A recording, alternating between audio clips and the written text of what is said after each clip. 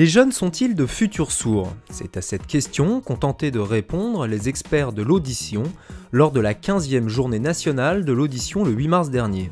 Si l'audition s'altère naturellement avec l'âge, ce phénomène est connu sous le nom de presbyacousie. Le capital auditif des jeunes a tendance, lui, à diminuer de plus en plus vite. Un adolescent sur 4 risque en effet de perdre une partie de son audition en fonction de ses habitudes d'écoute.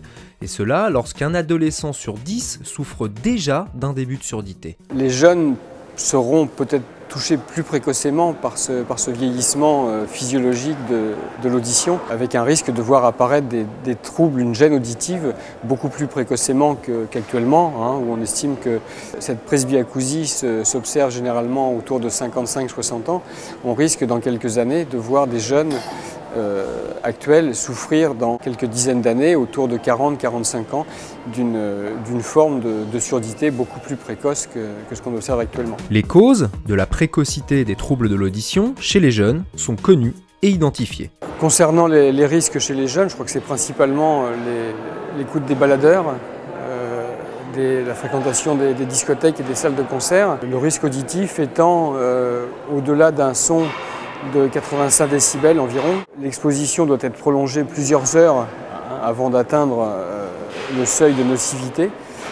En revanche, à 95 ou 100 décibels, il suffit d'une heure ou deux, voire moins, pour que l'oreille commence à souffrir et puisse s'altérer de manière définitive. Cela représente un risque d'apparition d'une surdité et d'un vieillissement beaucoup plus précoce. Les symptômes que l'on peut observer après une exposition sonore importante sont principalement des acouphènes, c'est-à-dire des sifflements d'oreilles, qui vont être le plus souvent passagers et qui vont disparaître en quelques heures. Après avoir été exposé à des nuisances sonores, si les acouphènes se prolongent, l'urgence s'impose. Il est alors nécessaire de consulter un ORL, oto-rhino-laryngologiste, et cela dans les 24 heures. Par rapport à l'enquête qu'on avait faite il y a 2 ans, effectivement, on a l'impression aujourd'hui que les jeunes sont plus informés de ces risques auditifs, et en même temps que ça ne se ressent pas encore dans leur comportement, puisque finalement, entre ce qu'on avait identifié il y a 2 ans et aujourd'hui, les chiffres sont très peu différents en pratique en termes d'intensité et de durée d'utilisation. On ne note pas de modification évidente dans leur comportement. Pour les concerts et les discothèques, le plus simple, c'est de porter des protections, des bouchons,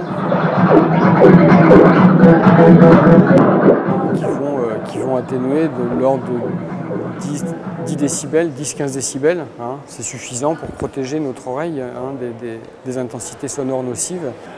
La puissance maximale que délivrent aujourd'hui les baladeurs est normalement limitée à 100 décibels. En gros, notre oreille peut souffrir de lésions définitives au-delà d'une heure, voire 30 minutes d'écoute.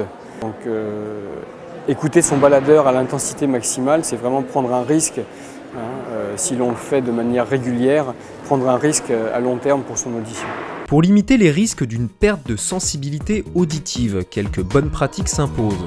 Ne pas écouter trop fort son baladeur, ne pas écouter son baladeur en continu, en boîte de nuit ou en concert, s'éloigner des enceintes et sortir régulièrement de la salle. Et enfin, si on vous propose des bouchons pour les oreilles, n'hésitez pas à les utiliser.